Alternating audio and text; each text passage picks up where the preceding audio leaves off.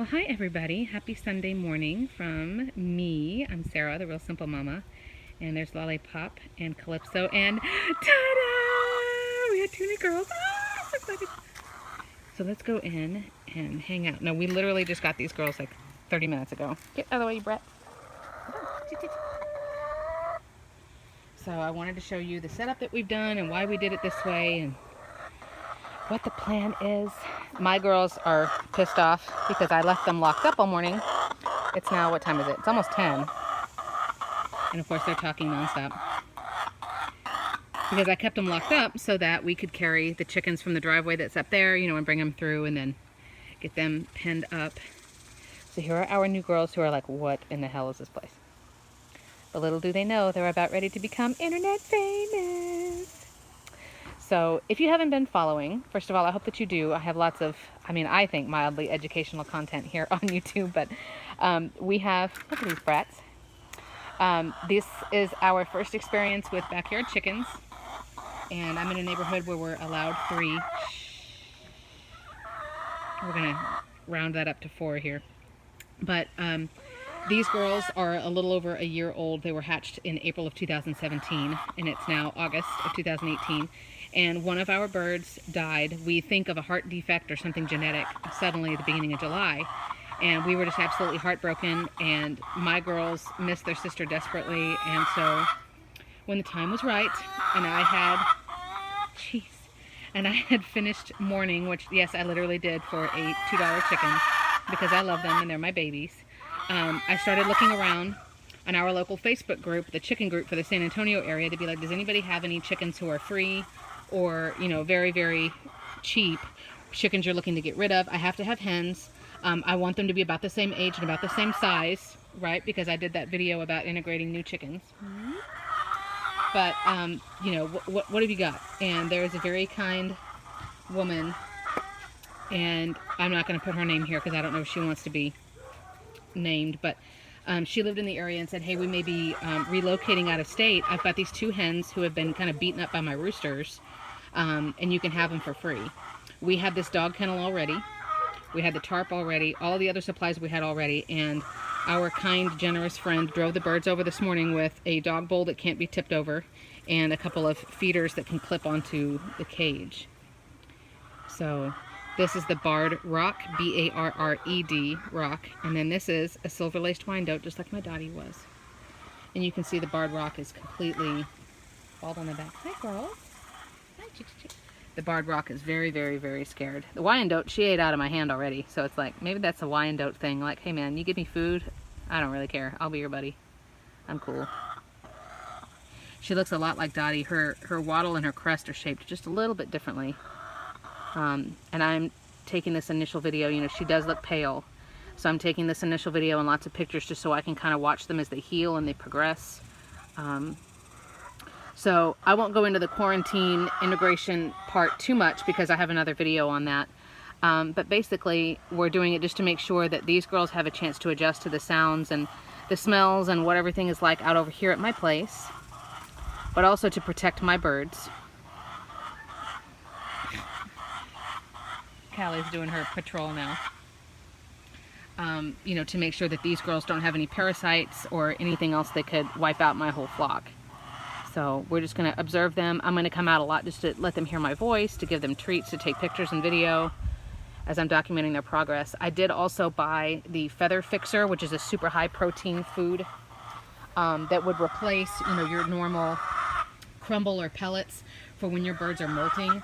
I went ahead and bought that because I'm expecting these guys to molt before too long. It may not be until spring, actually, I don't know, but I've got the food and we'll see. But I'll mix that in with these girls to hopefully help their feathers grow back more quickly.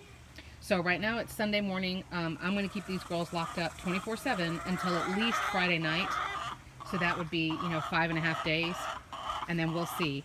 I'll do another video later. This is just a quick, like, hello video. But, you know, the hay came with these chickens. I put in some bedding. I'll put in some more later because I'm going to try to keep it clean.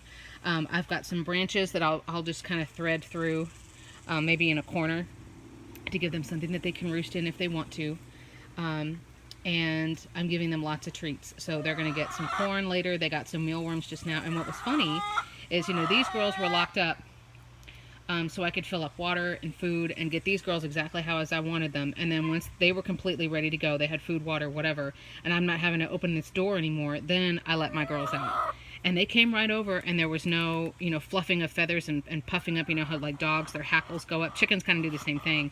Hens and roosters, all of the feathers on their neck stand up. You know, they're trying to make themselves look bigger, right, and stronger, to kind of do that assessment of, okay, which one of us is going to be the alpha. But there was none of that. And I threw some mealworms right here, but I also put some here along the edges. And so these chickens were sticking their heads out, my chickens were sticking their heads in, and everybody was eating treats and everybody was fine. So that was really encouraging.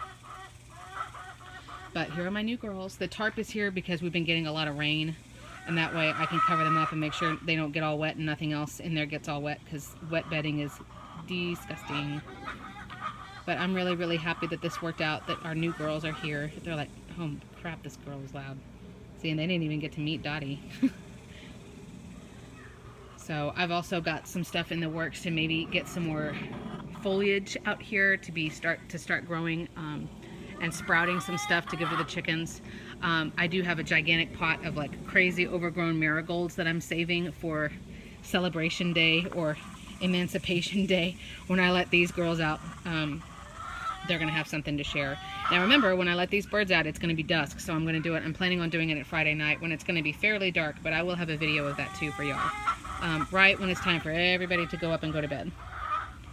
So, but I'm so happy that these girls are here. You know, they could use some love. They weren't neglected, but I mean, you can tell that, you know, the roosters have, especially with that poor barred rock. I mean, her back is completely bald. Hey, girls. So they're being cautious and they're being quiet, but if you notice, their body language isn't like, they're not particularly freaked out or anything. They're just kind of like taking it all in, which is exactly what we want. And so I'm going to be checking on them a lot over the next couple of days, just being out here throughout the day, letting them hear my voice. You know, we have dogs who bark a little bit sometimes. You know, I have children. So no, they came from a place that had 40 chickens. So they'll definitely not have as much competition as far as food and drink and all that kind of stuff is concerned. But it's going to be different. I'm also not sure. I need to ask their previous owner if they're laying right now.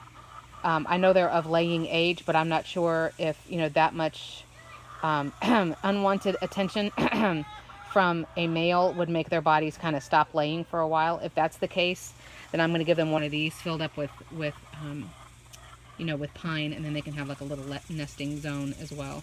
So I'm going to set up their roosts, and then I'm going to leave them alone for a little bit to just kind of relax. They've had a very busy morning, but welcome to the flock, girls. We're so happy you're here, and you will be loved and spoiled.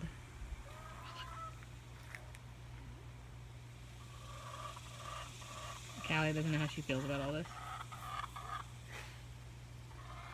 My girls. But we're really, really happy. So, and thank you for all of the love on my previous posts. Again, I do have a video about integrating new birds. I have a video about the loss of a chicken. I have all kinds of content here. If I can help you in any way, drop it in the comments. I'm happy to come out and teach you what I know. And if I don't know, then I'll go and try to do some research for you guys. But we'll have a very exciting week as we integrate our new birds into our flock. But I'm Sarah, the Real Simple Mama, and I will be back soon. Thank you guys for watching.